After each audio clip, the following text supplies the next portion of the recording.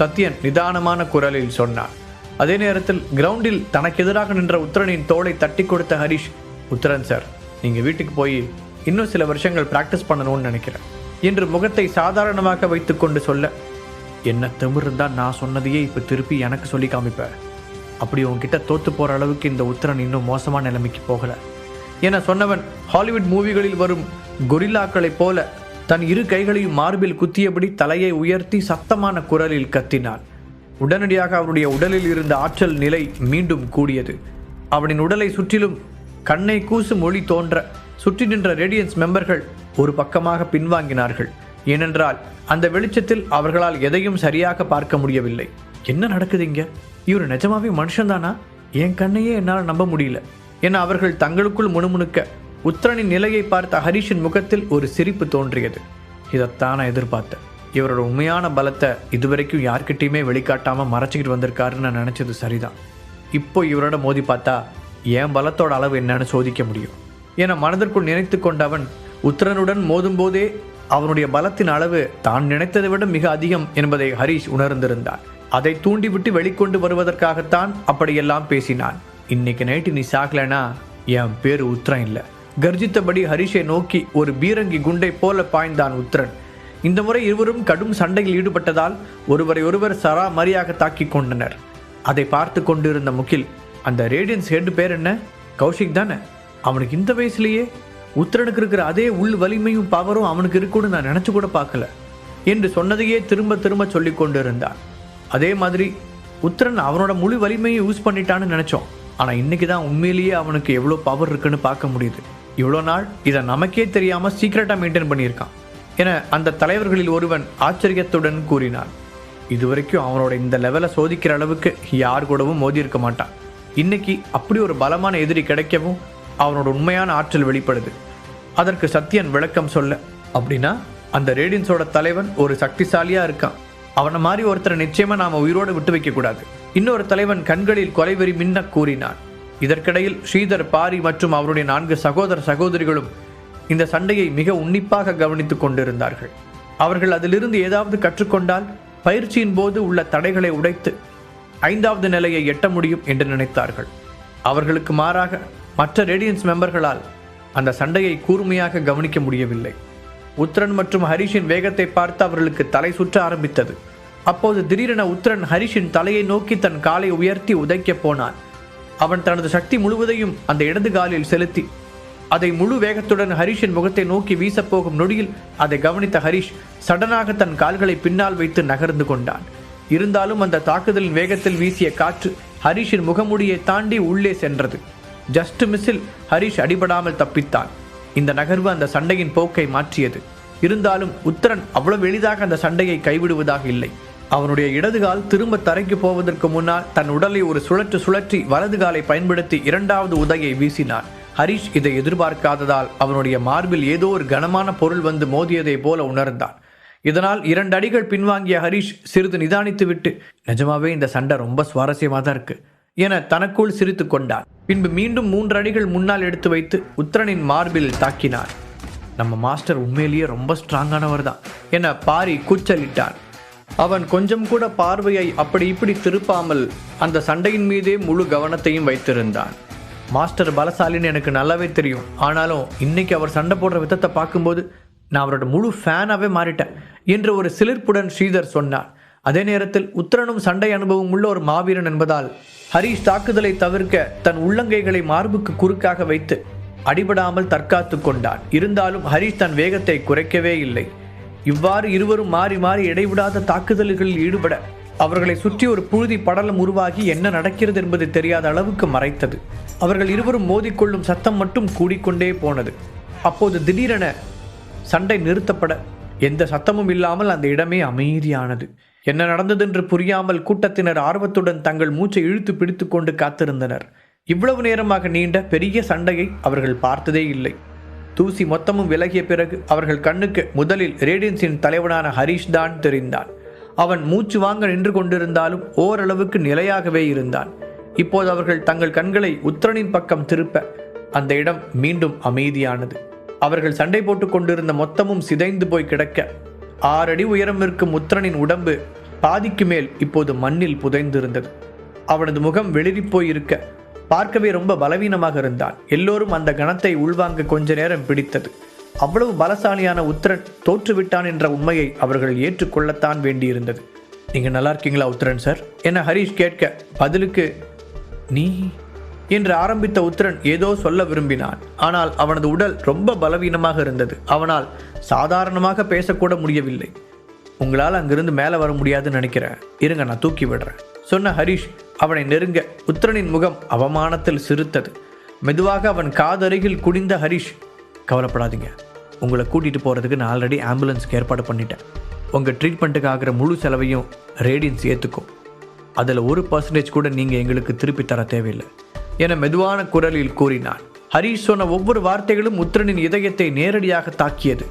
இப்படி ஒரு சங்கடமான சிச்சுவேஷனில் தோல்வியை ஒத்துக்கொண்டது அவனுக்கு வருத்தமாக இருந்தது. ஆனால் உடம்பில் கொஞ்சம் கூட பலம் இல்லாத இந்த சூழலில் அவன் தன் தோல்வியை ஏற்றுக்கொள்ளத்தான் வேண்டியிருந்தது. அதை தவிர அவனுக்கு வேறு வழி இல்லை.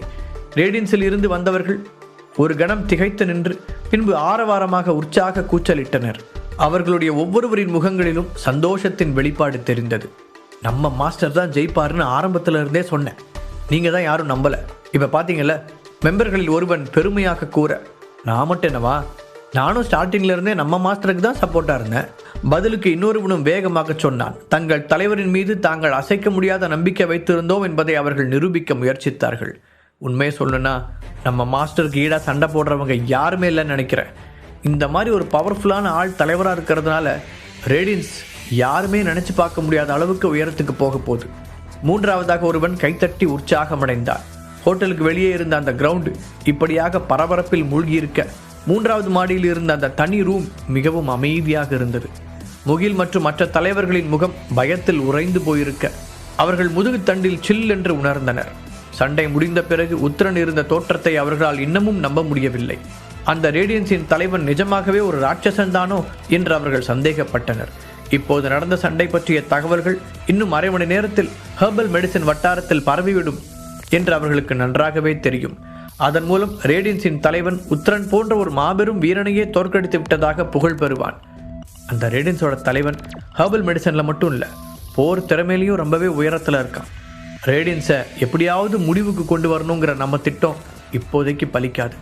நாம் இதுக்கு வேற ஏதாவது தான் செய்யணும் என்று ஒரு தலைவன் இறுகிய முகத்துடன் சொல்ல, அப்படின்னா நாம் ரேடியன்ஸ் கூட நல்லபடியாக ரிலேஷன்ஷிப்பை மெயின்டைன் பண்ணுறதை பற்றி யோசிக்கணும், சத்யன் அமைதியான குரலில் கூறினான். அங்கே இருந்த 8 பேரில் ஒரே ஒருவன் மட்டும் எதுவும் சொல்லாமல் ஹரிஷை ஒரு தீவிரமான முகபாவனையுடன் பார்த்து கொண்டிருந்தான். அவன் என்ன நினைக்கிறான் என்று யாருக்கும் தெரியவில்லை.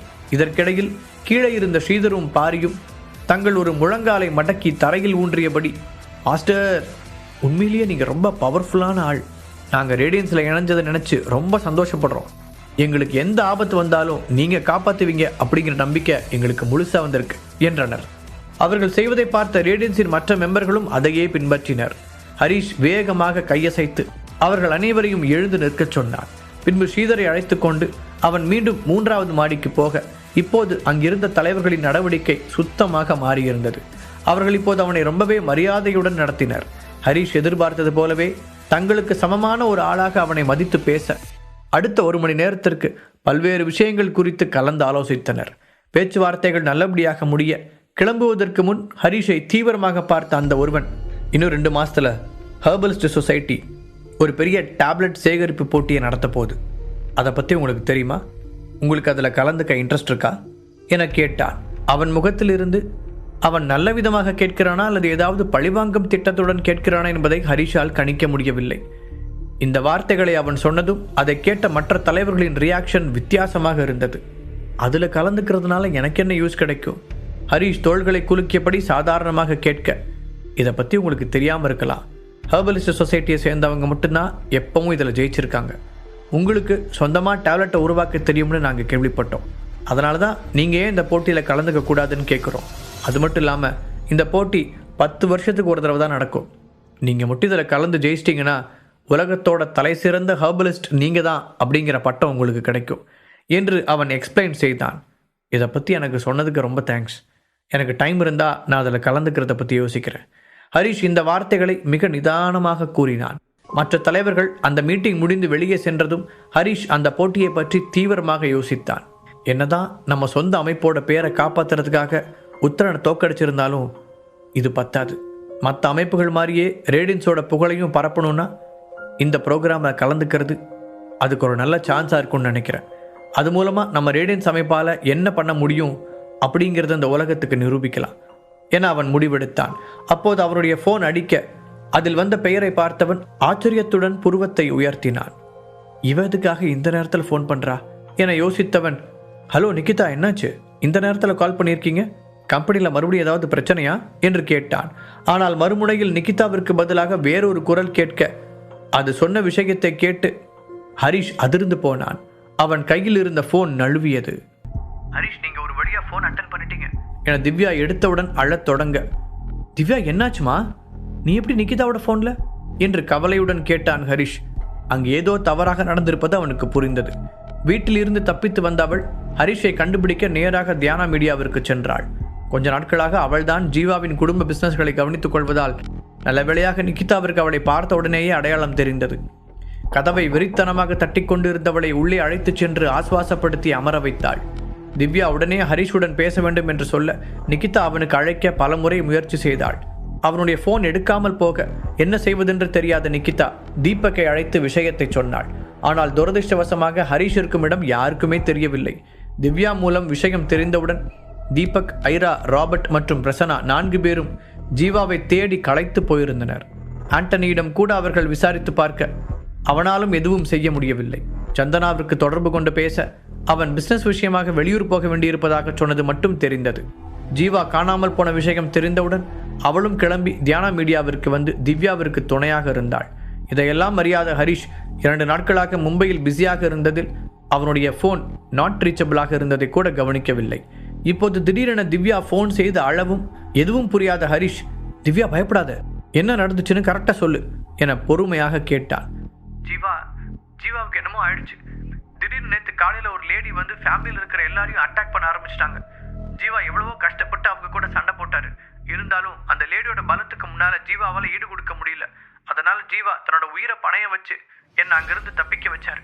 அப்ப கூட எப்படியாவது உங்களை கண்டுபிடிச்சு நீங்க சென்னைக்கு வர வேண்டாம்னு சொல்ல சொன்னாரு.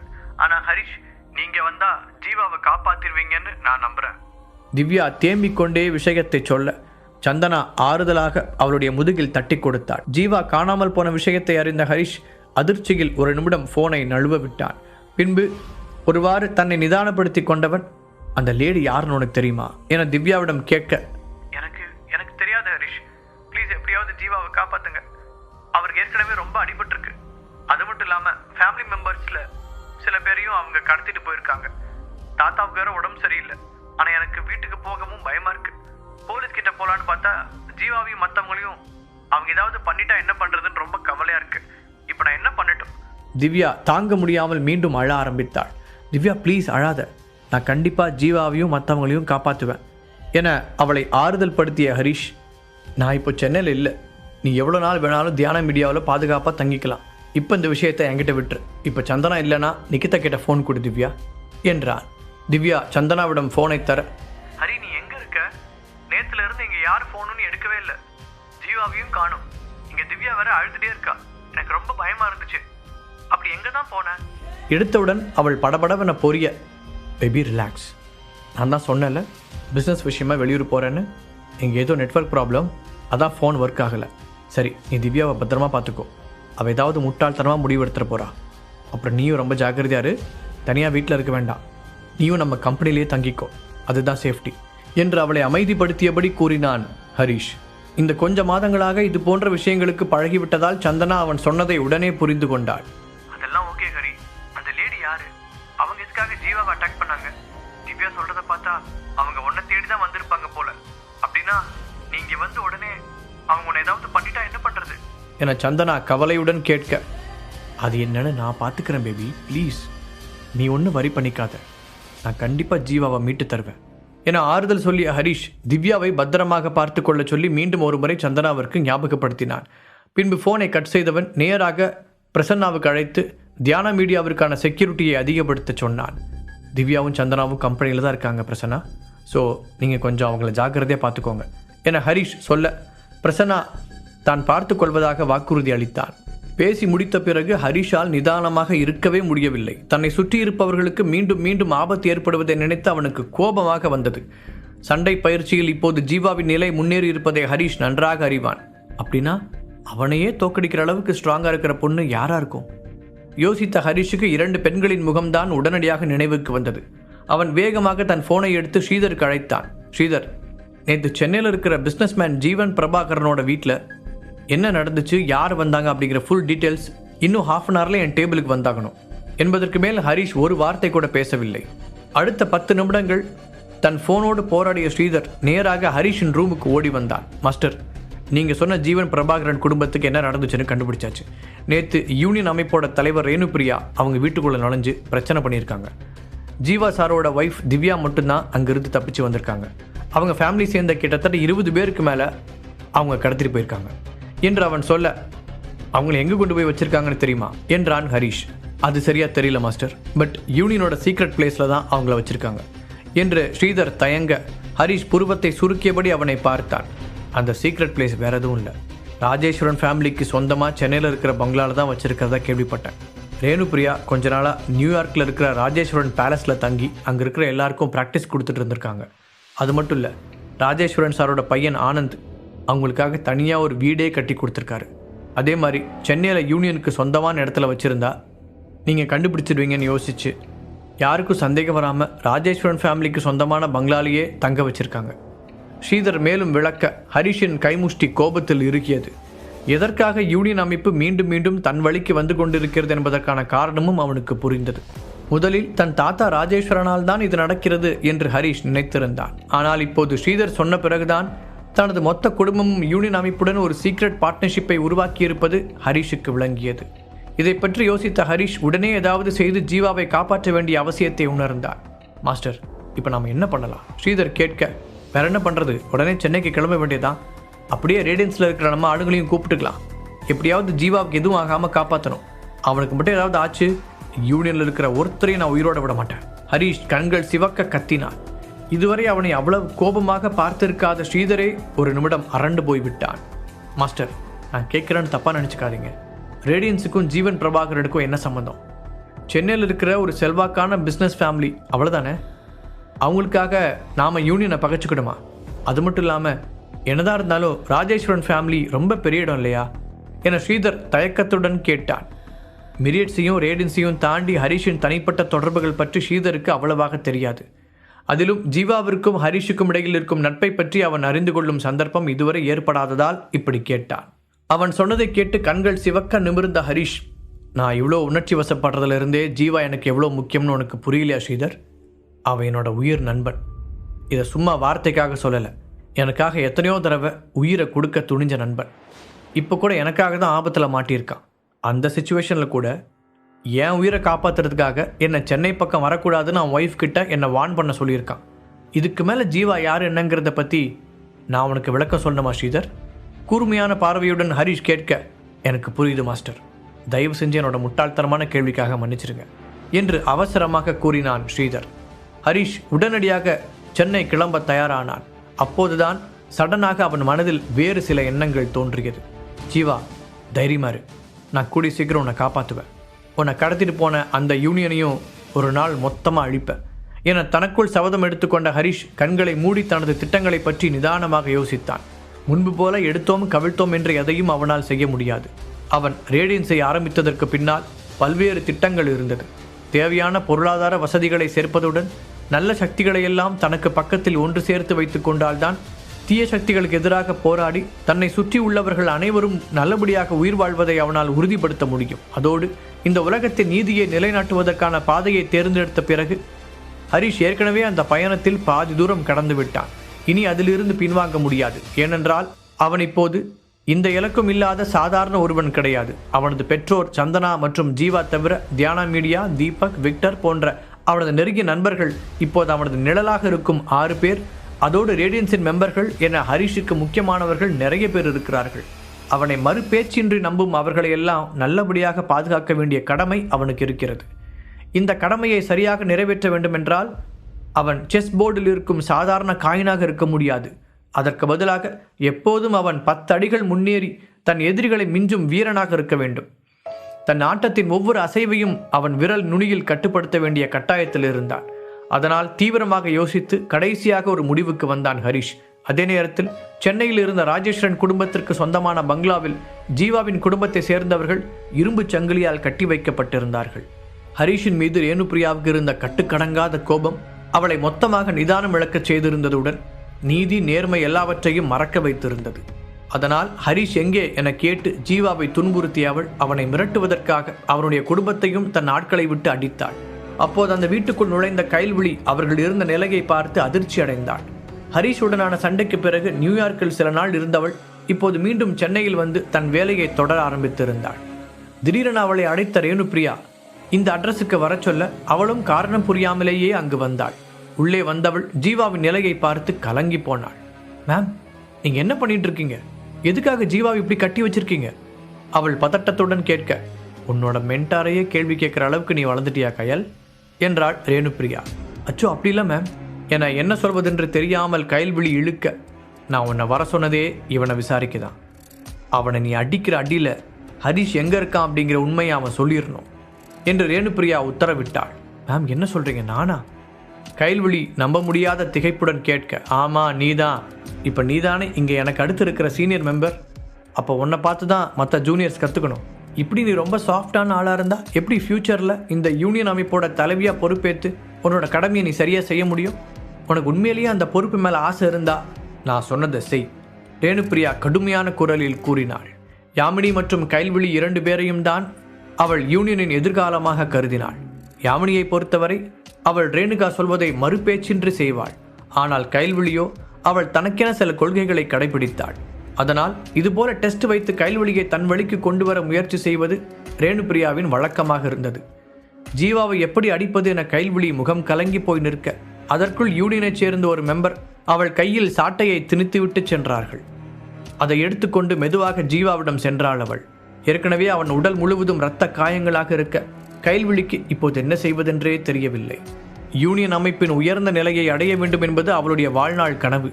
அதற்காக உடல் அளவில் எவ்வளவு கஷ்டப்படவும் அவள் தயாராக இருந்தாள். ஆனால் ரேணுபிரியா வைக்கும் பரீட்சைகள் அனைத்தும் அவளுடைய மனதை காயப்படுத்துவதாகத்தான் இருந்தது.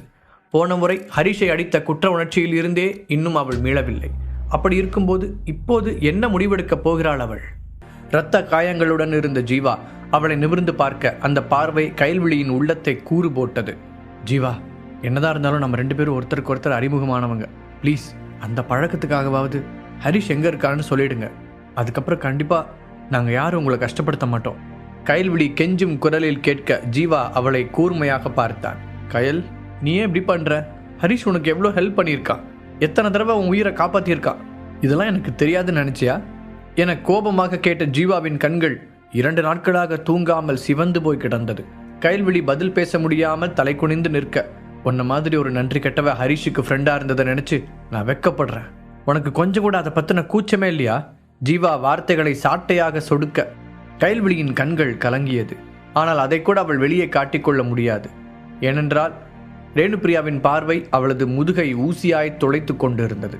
அவள் எதுவும் பேசாமல் மௌனமாக இருக்க, இந்த உலகத்தில் நீதியை நிலைநாட்டுறதுக்காக உருவானதா சொல்லிக்கிற யூனியன் அமைப்பு இந்த மாதிரி அப்பாவிகளை பிடிச்சிட்டு வந்து சித்திரவதை செய்யறத நினைச்சா உண்மையிலேயே எனக்கு என்ன சொல்றதுன்னே தெரியல. உன்னை ஃபர்ஸ்ட் டைம் பார்த்தப்போ உன்னை கொஞ்சம் நல்ல பொண்ணுன்னு நினைச்சேன். உனக்கு அந்த போஸ் பொருத்தமில்லாதவன்னு கவலைப்பட்டேன். ஆனால் இப்போதான் நான் நினைச்சது தப்பு. நீங்கள் 2 பேரும் ஜாடிக்கேத்த மூடிதான் அப்படிங்கிறத புரிஞ்சிட்டேன். ஜீவா முகத்தை சுளித்தபடி சொன்னான். அவனது முகத்தில் தெரிந்த அருவருப்பை பார்த்த கைல்விழிக்கு குற்ற உணர்ச்சி தோன்ற அதுவே கொஞ்ச நேரத்தில் கோபமாக மாறியது. ஆத்திரமடைந்த அவள் தன் கையில் இருந்த நீண்ட சாட்டையால் ஜீவாவின் முதுகில் ஓங்கி பலமாக அடித்தாள். ஏற்கனவே ஜீவாவின் முதுகில் இருந்த காயம் இதனால் அப்படியே வெடித்து கொள்ள அவன் முதுகில் இருந்து ரத்தம் வழிந்தது. அது மட்டுமில்லாமல் கைல்விழியின் கையில் இருந்த சாட்டை மிளகாய் பொடியில் ஊற வைக்கப்பட்டது. அது ரேணுபிரியாவின் ஏற்பாடு என்பதால் அதை பற்றி கைல்விழிக்கு தெரியாது. அந்த சாட்டை ஜீவாவின் முதுகில் பட்டவுடன் பயங்கரமான எரிச்சல் ஏற்பட பல்லை கடித்து தன்னை கட்டுப்படுத்தி கொண்டான் ஜீவா. அந்த ஹரிஷ் எங்க இருக்கான்னு சொல்ல போறீங்களா இல்லையா என கேட்டபடி கைல்விழி மீண்டும் மீண்டும் அவனை அடிக்க ஜீவா தாங்க முடியாத வலியை அனுபவித்தான். கொஞ்சம் கொஞ்சமாக அவனுடைய உடல் பலவீனம் அடைய ஆரம்பித்தது. கயல், இன்னைக்கு நீ உன் சாட்டையால் அடிக்கிற அடியில் நான் இறந்து போயிடணும். அப்போதான் உண்மையிலேயே யூனியன் எவ்வளோ மோசமான அமைப்புன்னு மற்றவங்களுக்கு புரியும். சொன்னபடி ஜீவா கஷ்டப்பட்டு சிரிக்க, நீங்க ஏன் இப்படி நடந்துக்கிறீங்க ஜீவா? உங்களுக்கு வாழ விருப்பமே இல்லையா என்று கேட்டாள் கயல். என்னதான் மனதை கல்லாக்கி கொண்டாலும் ஜீவாவை அடிக்கும்போது அவளுக்கு கஷ்டமாகத்தான் இருந்தது. அதுக்காக நான் அவ்வளோ சீக்கிரம்லாம் சாக மாட்டேன். அப்படியே நான் செத்தாலும் ஹரிஷ் உங்களை சும்மா விட மாட்டான். அதுக்கப்புறம் யூனியன்கிற ஒரு அமைப்பே இருந்த இடம் தெரியாம போயிடும். ஜீவா தைரியமாக பேசினான். முழு கதையையும் கேட்டு மகிழ பாக்கெட் FM ஏபி டவுன்லோட் செய்யுங்கள். லிங்க் டிஸ்கிரிப்ஷனில் கொடுக்கப்பட்டுள்ளது.